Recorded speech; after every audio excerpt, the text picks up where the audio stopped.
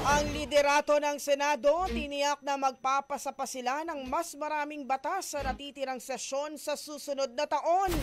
Brigada Ann Cortez, ibrigada mo! Brigada Live Report.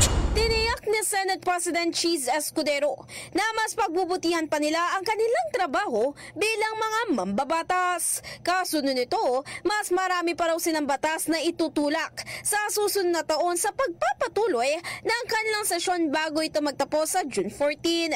Samantala, ang kasalukuyang Kongreso ang isa sa may tuturing na most productive Congress dahil nasa 72 na ang naisabatas mula sa kanilang panukalang batas, habang nasa mahigit 100 naman ang naaprubahan hanggang sa kanilang institusyon.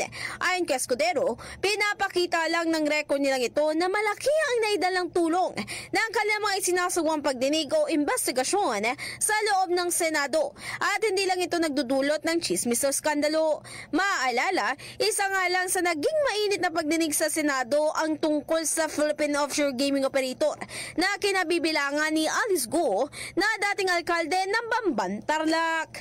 In the heart of changing lives, ito si Brigada Ann Cortez ng 105.1 Brigada News FM Manila, the Music News Authority. Rapido, Brigada Balita Nationwide.